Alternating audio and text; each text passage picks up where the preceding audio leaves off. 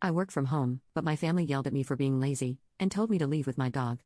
I decided to do it, but since the house was mine, I sold it. What happened next? It was so funny. We don't want you here anymore. Leave, you lazy person who works from home, my sister said angrily. Even my parents agreed. Leave. I was tired of a family that didn't appreciate me and my dog. If they were going to act like that, then I would do what I wanted. That's when I decided to get back at them. My name is Kathy, and I'm 33 years old and single. I design websites as a freelancer, which means I can work from home using just my laptop. I have a spot in my house where I work, and I set my own schedule. Even though I had a good job, my parents started to interfere with my work about 2 years ago. One day, while I was working at home, my parents came over to visit. As soon as they walked in, they glanced around the room and began talking. Mom, this house is really spacious. It feels like we could live here, too, my sister said. You're right. There's even a spare room. Plus, it seems like a waste for Kathy to live in such a big house alone, she continued. Yeah, let's do it. We're moving in this weekend, my parents decided. They didn't even acknowledge me and made all the decisions without consulting me. I made it clear that I didn't want to live with them. Hold on. I don't want to live with you guys. What are you talking about? I protested. My father's face turned red with anger, and he shouted, You took control of this house, claiming it from your uncle, trying to make it yours. You've hit a new low. Take over? I simply had a conversation with Uncle, and he gave it to me, I replied. Don't try to justify yourself.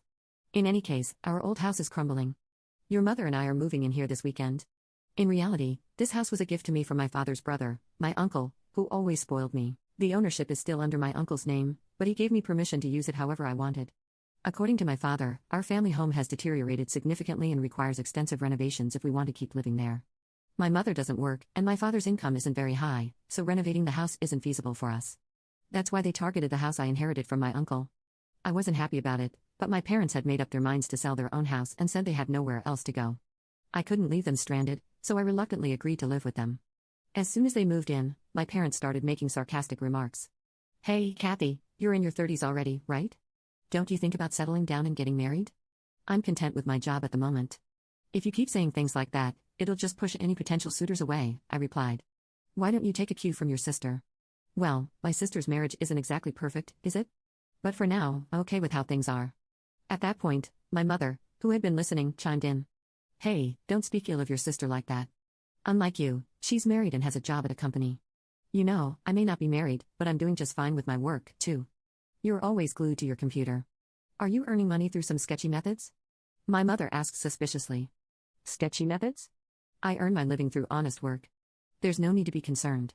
How dare you talk back to your mother? You're nothing like your sister. That's how it went. My parents kept comparing me to my sister. Yes, she has a job at a company, but she's only a temporary worker in an office position. I don't mean to belittle temp jobs, but I certainly make more money than she does.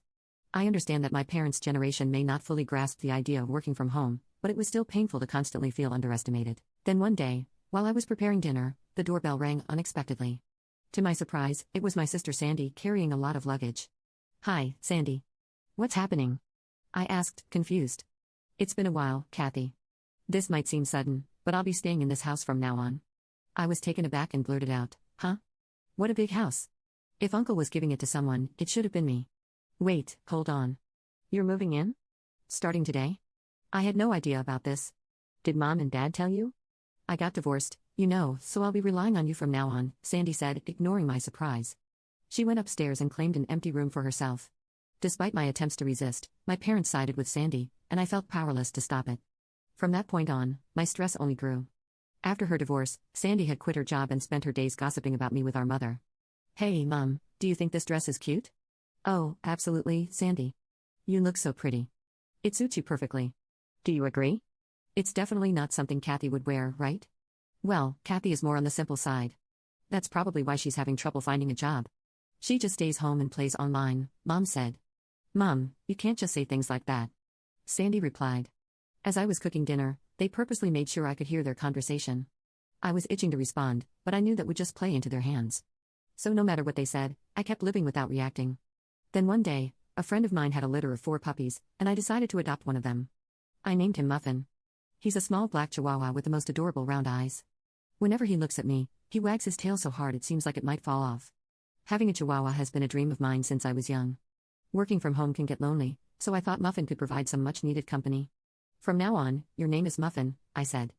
Woof. I didn't really consult with my family when I decided to adopt Muffin. After all, this is my house, and I'm the one who will be taking care of all the expenses for him, so I don't see why they should have any complaints. When I brought Muffin home, as expected, my parents and Sandy started complaining. Hey, we didn't know you were getting a dog.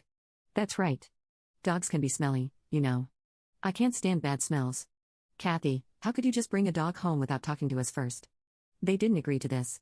As they kept complaining, I firmly told them, firstly, I didn't just pick him up off the street. A friend gave him to me. Plus, I'm the one who's going to take care of all the expenses for Muffin, so there shouldn't be any problem. What I choose to have in my house is my business. If you have any complaints, you're welcome to leave. You can click on share more to see if there is a part 2.